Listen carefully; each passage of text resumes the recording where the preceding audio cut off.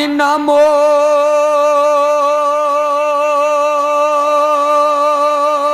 नमो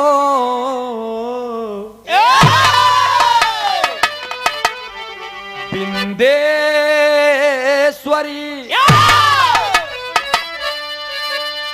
अरे गणपति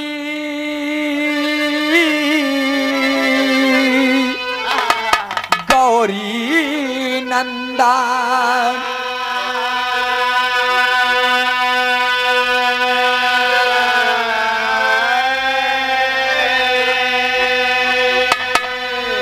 जय जय मैया सरस्वती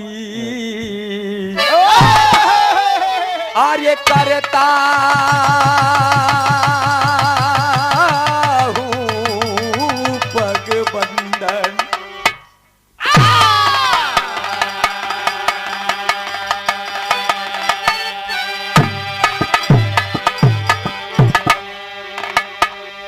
दिन का दीपक सूर्य है ए बाबू रात का दीपक चाँद।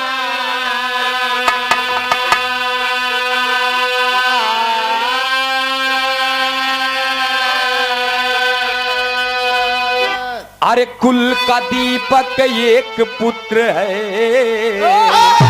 हाँ मुख का दीपक पार।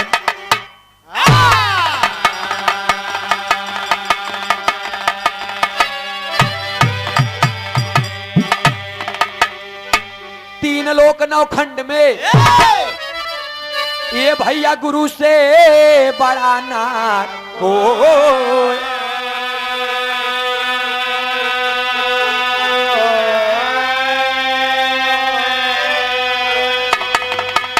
सब करें जो कर ना सके आर्य गुरु करें तो।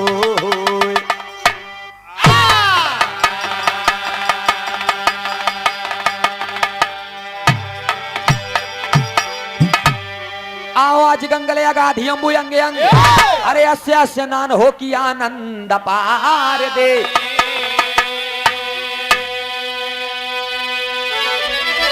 गंगे गंग जय जय गंग गोदी ज्ञान गंग गंग अरे गावरो गिरा दे की गीत गुड़ गार दे।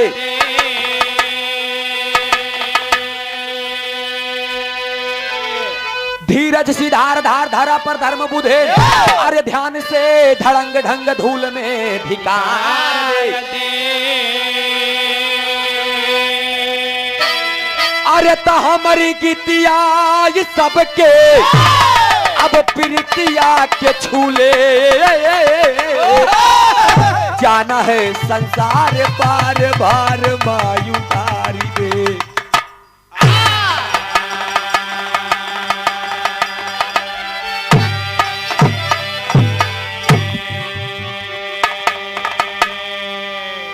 सबसे पहले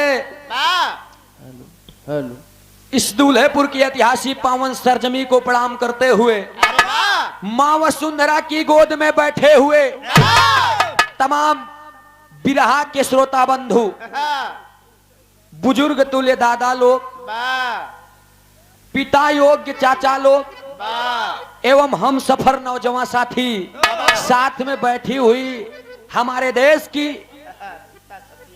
माँ राधिका माँ रुक्मणी माँ सीता माँ सती माँ सावित्री जैसी माताएं बहनों सभी लोगों को मैं गायक कलाकार सूरज यदुवंशी एक स्वर से नमस्ते प्रणाम स्वागत अभिनंदन वंदन करते हैं।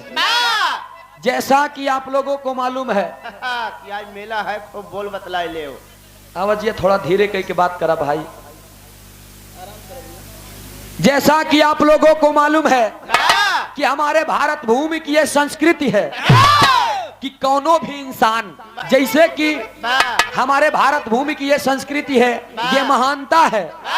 लोग इसे मानते हैं कि कौनो भी इंसान यदि शुभ कार्य शुरू करता है तो सबसे पहले आप अपने आगे का सामान चेक करता है। मतलब अपने मन चाहे इष्ट देवी देवताओं की पूजा विनती इबादत आराधना यानी कि याद कर लिया करता है। लेकिन एक तरीका है जैसे ए भैया, वाह हर भक्त के अपन मन चाहे देवी देवताओं की पूजा विनती इबादत करने का तरीका हम तजुर्बा अलग हुआ करता है। जैसे धन के चाहे वाले लोग कलाकार बताया करते हैं कि माई लक्ष्मी गणेश जी के पूजा करते हैं, लेकिन वेदों में मिला करता है कि धन के असल पूजेदार आप कुबेर देवता जी हैं। बल को चाहने वाले लोग महाबली दादा वीर बजरंगबली की आराधना करते हैं। चोरव लोग पूजा करते हैं के कर माई काल रात्रि के, लेकिन ड्राइवर लोग माई दुर्गा के पूजा करेलन, कहेलन कि ए माई, अरे ए माई, जैसे हम चढ़त बानी वैसे महीना भर बाधा उतरी। मतलब देखा, सही बात, भाड़ा पे भाड़ा लगा रहा है, सही बात। या देखा, हर इंसान अपन जुआड़ में रहा था, इसलिए हम गवैया बजवैया पढ़वैया लिखवैया और पिवैया लोग के पूजा करत। तू बताई दे बहुत चिखना पूजा करत। भाई साहब, वही हाल बगता है, कहा कुकुर से रोज ये करे इल्ली मुही से हो। ए भैया, माई सरस्वती के चरणों में जाए के लड़का एक लाइन अर्ज करे समय को देखते हुए। एकदम मास्टर साहब बहन हिंदी गीत से आप लोगों के सुनई के मिला, वो हिंदी गीत में चला जहां हमरे दद्दा हरन अपन जिंदगी बिताए दे। लेकिन चलते चलते एक लाइन मास्टर साहब संकेत दे क्या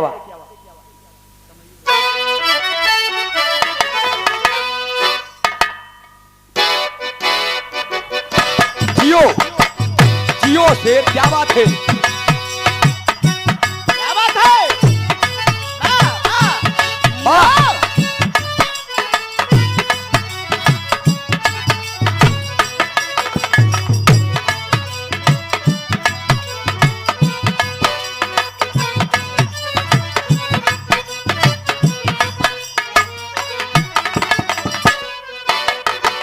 बहुत सुंदर गीत के संकेत बाई गीतिया के हमारे अखाड़े को उज्ज्वलित करने वाले आदि आप सम्मानित श्री बिरहा के सम्राट महरूम आली जनाब श्री गुरु जुगनू हैदर अली जी गाया करते थे।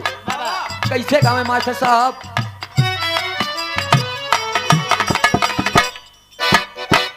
यही गावे, पता रखू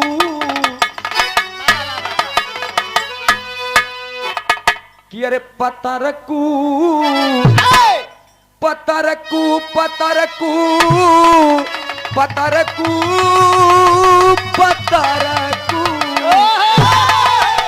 अरे पतरकू काहे जदुइया डाया, पतरकू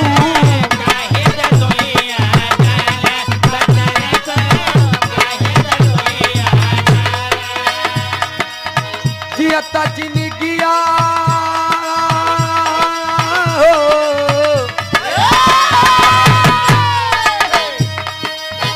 जियता जिंदगिया में हमनी के मारा रे, पतरकू काहे जदुइया डाया।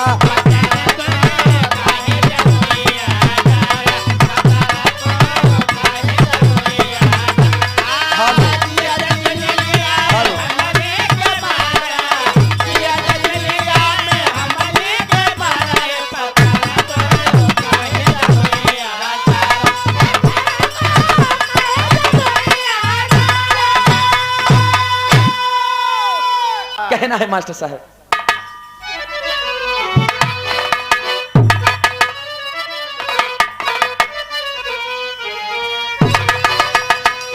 किया जी माया नवा माया नवा माया नवा माया नवा माया नवा, अजी माया नवा तरसन बिना मन तरसे, माया नवा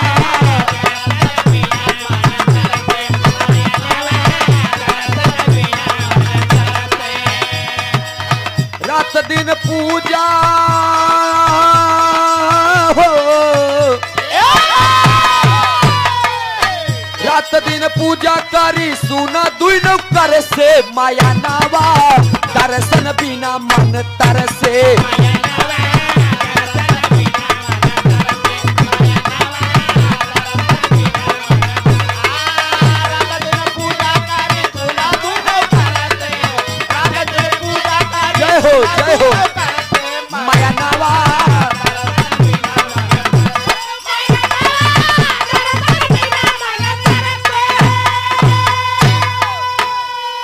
ए माई ओ तोहरे दरबार में चाहे जे भी गइल बा मातारी वाह कभो रोवत वापस नहीं बा। वाह देखा दरबार में आई गए।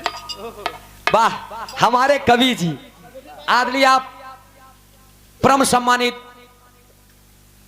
पूज्यपाद भगवान तुल्य कवि जी हमारे सम्मानित से आप कमल कवि जी बहुत सुंदर लेखनी है। हम दोनों कलाकार के आप अग्रज हैं। आपकी तरफ से ये पुरस्कार नहीं आशीर्वाद है। बहुत समय का पुरस्कार आशीर्वाद देकर के हम कलाकारों को आशीर्वाद दिए हैं। आपका चरण स्पर्श कर पूरी पार्टी की तरफ से स्वागत अभिनंदन वंदन है। आशीर्वाद दे हम बच्चे कला में कामयाब रहें, कितना देहन पैसा बताओ का जहां रहे खुश रहें आबाद रहें। 51 रुपए का पुरस्कार नमस्ते प्रणाम बा। वाह सवेरे 20 मिला के दे दिया 70 रुपया इनके। ए भैया हाँ देखिए कवि के अंदर कितनी बड़ी ताकत होती है। हर इंसान के बस की नहीं बात है कि उसका अंदाजा लगा सके। 1 रुपए की कलम यदि अध्यापक के हाथ में जाती है तो तमाम बच्चों की जिंदगी बनाने का कार्य करती है। वही 1 रुपया के कलम यदि जज साहब के हाथ में जाती है तो जिंदगी और मौत का पैगाम लिखने का कार्य किया करते हैं। वही 1 रुपया की कलम यदि कवि के हाथ में जाती है तो गागर में सागर भरने का कार्य किया करते हैं। वही 1 रुपया कलम लेटर लिख देते रहे तो प्रेम कहानी चालू हो जात रही। कहता है वही 1 रुपया के कलम लव लेटर लिखे काम में आवत है। पहले अच्छा पहले भाई साहब तो पहले क्या हम अब किए ही। लेकिन ये भैया कवि के अंदर वो ताकत होती है, इनकी लेखनी संकेत करती है, तब हम कलाकार अपने कला का प्रदर्शन आप लोगों के सामने दिखाया करते हैं। ये लड़का जाय के कहे मतारी से कि माई इस समाज में तरह तरह के भक्त हैं देवी, दरबार में तेरे लाइनें लगी हैं। अब जान ला अगर लाइन लंबी लगी है कोनो कहा बा महतारी हमार मनसा पूरा दे तू माई। हमार मेहरारू कई साल से तोहार मन्नत मानत बा की माई अगर हमरे मेहरारू के लड़का हो जाई तो अब यह भाई का यार तो कहे तो का निशान चढ़ाई दे। ओकरे पीछे वाला कहा बा माई अगर हमरे बेटवा के नौकरी लग जाता है तो ये महतारी हम डबल निशान चढ़ाई दे। ओकरे पीछे वाला कहा बा माई अगर हमरे बगली वाले सारे के सर्वनाश हो जाते तो सूरज सोनक विरहा कराई। ओकरे पीछे खियऊ लगाबा ओकर जेबा टोद बा कि एकर जेबा भारी बया। ए माई अगर यही कमो हो जाता तो का हम 5.25 किलो लड्डू चढ़ाई दे। तरह तरह के भक्त माई के दरबार में लगे रहते हैं बाबूजी। लेकिन लड़का कहे का कहे मास्टर साहब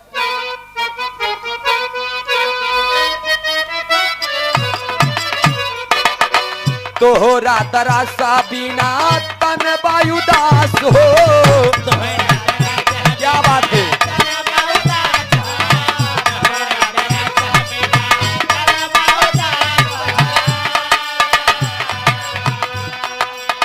दिव्य शक्ति से मन में कैदा प्रकाश हो। जय हो आदि शक्ति जगत ज्योति जगदम्बा।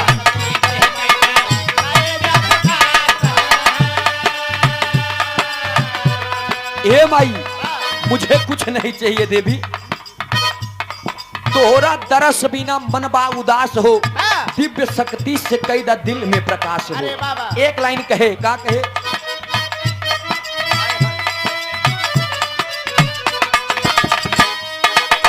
हाथ न हटैया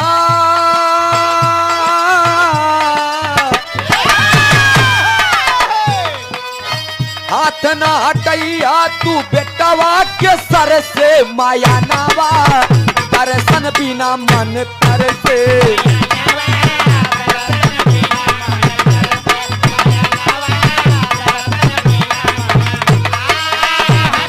जय हो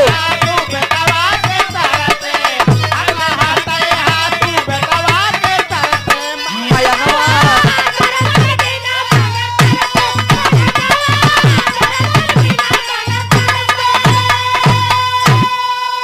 भैया माई के वंदना कभो खत्म नहीं हो। ये तो कलाकारों की मूर्खता है जो बताया करते हैं कि माँ की वंदना कभी बंद नहीं होती। ए भैया दिलवे से चाहे आप तो सब चीज समाप्त हो सकता है और दिलवे से चाहा तो हर चीज जुड़े रह सकता है। हर चीज का एक सीमा हुआ करता है।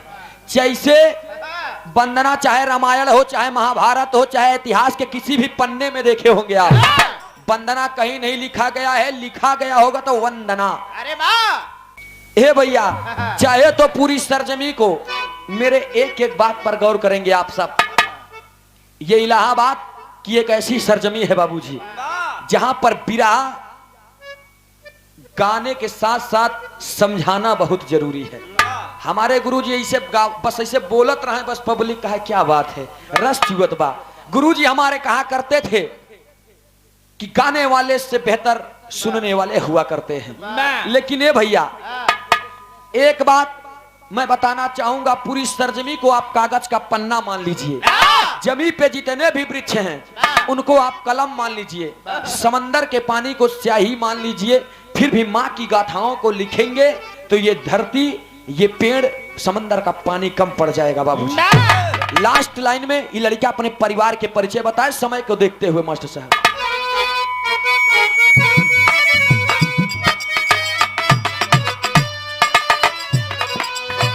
फुल्लू रामधार हैदर गुरु राजा राम हो,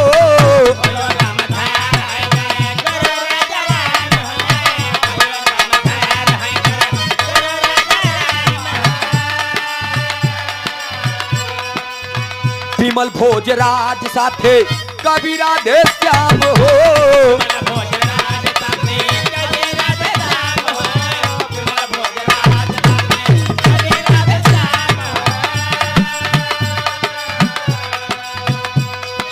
सूरज के उड़ैया